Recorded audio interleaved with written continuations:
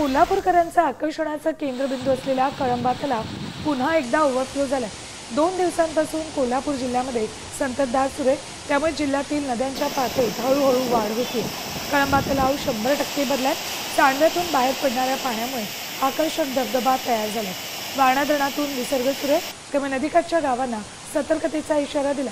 जिल्ह्याच्या राधानगरी, बुदरगड, शाहूवाडी, गगनबावडा या तालुक्यातही जोर कालपासून वाढलाय। थेट जाऊयात कोल्हापूरमध्ये काय परिस्थिती जाणून घेऊयात आमचे प्रतिनिधी रणजित माजगावकर यांच्याकडून। रणजित, आता तुम्ही कोणत्या भागात आहात आणि काय नेमकी तिथली परिस्थिती?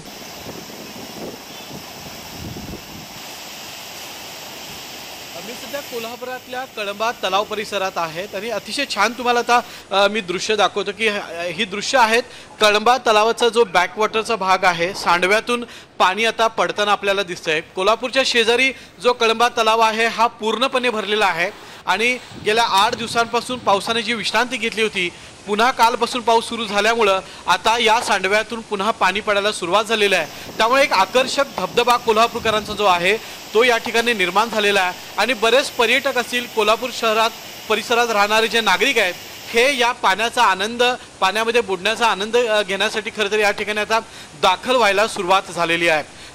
8 दिवस पावसाने विश्रांती घेतली होती, मात्र कालपासून पुन्हा पावसाने सुरुवात केलेली आहे। त्यामुळे पंचगंगा नदी पातळीमध्ये आता हळूहळू वाढ होताना आपल्याला दिसते। साधारण 2 फुटांनी पंचगंगा नदीची पातळी वाढलेली आहे। सध्या पंचगंगा ही 21 फुटांवरून वाहते, तर जिल्ह्यातले 14 बंधारे पाण्याखाली आहेत। पण पावसाचा जोर असाच पुन्हा सुरू राहिला तर मात्र आणखी पाणी वाढण्याची शक्यता आहे। मात्र कोल्हापूर शेजारी असणारा हा जो कळंबा, परिस्थिती बिकट बनण्याची शक्यता नाकारता येत नाही। धन्यवाद रणजित संपूर्ण माहितीसाठी।